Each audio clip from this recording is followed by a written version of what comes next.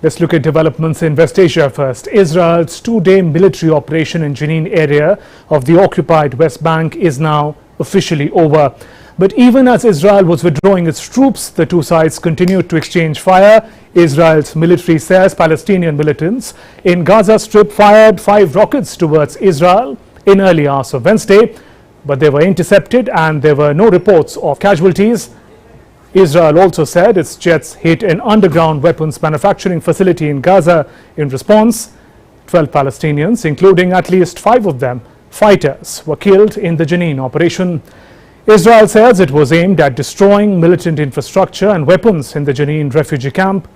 One Israeli soldier was reportedly killed by live fire in Jenin.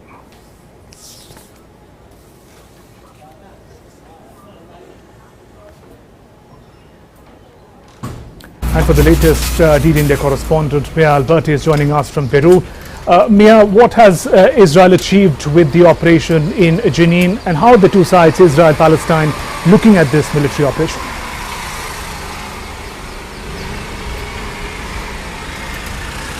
Well, we heard from Israeli Defense Forces that at the end of this home and garden operation, like they call it, they have arrested 150 people suspected of terrorism.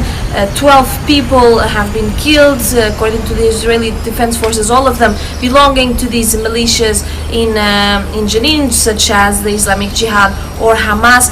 Now, the Palestinian side is saying that only 5 of these people that have been killed have been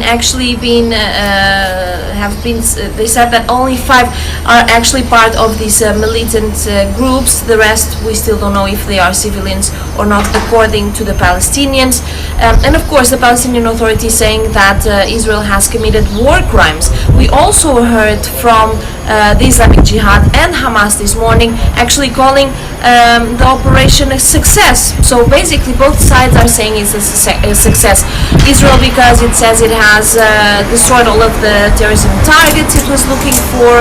We heard from them that they destroyed storage depots and storage units, arms depots, and other important infrastructures for these militias in Jenin.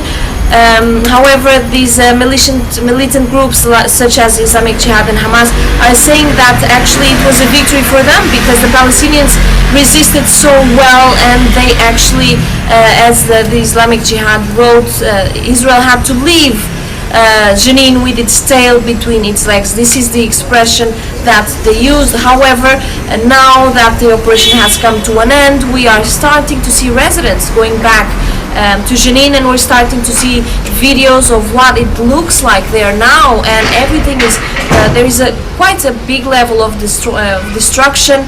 We are seeing roads destroyed. We saw on Monday those bulldozers plowing through those streets, and so we are seeing a lot of these streets destroyed. During that, a lot of pipes were destroyed, so there's water shortages, there's power shortages, a lot of houses were destroyed, and so what we're seeing is now is residents going back to their houses and seeing if they still have their houses. A lot of them have been burned or destroyed by airstrikes, and so that's what we're seeing now, Palestinians starting to assess the damage done to their communities. Okay, Mia, also reports as they're just coming in, there's a large explosion reported over Gaza. There were also reports of fresh airstrikes by Israel. What is the latest that you can share with us?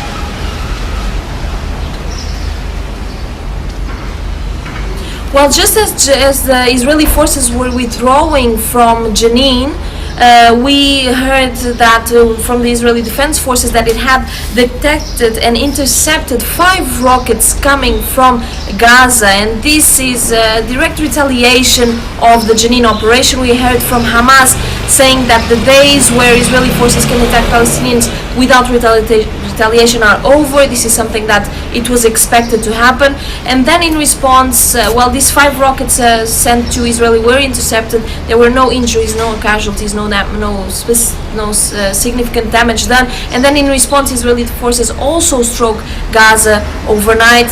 Up until now, we don't have reports of any damages of casualties as well.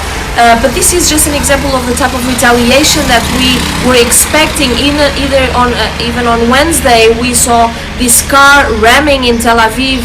A Palestinian man was shot by security forces after ramming a pickup truck through the crowd. No one died, but 8 people were injured, 5 in a critical condition. And so this is just an example of the type of retaliation and escalation of violence that the international community has warned that this type of operations in Jenin could be causing.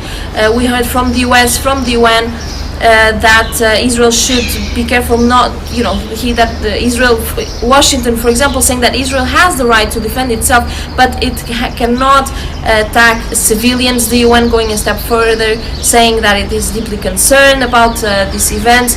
And so this type of retaliation just puts another risk level to further escalation in the region. And we're seeing a lot of commotion around this, obviously because of the scale of this operation, the biggest since 2002. On Tuesday we saw the Arab League having an emergency security meeting. On Friday the UN is also going to have an emergency security meeting.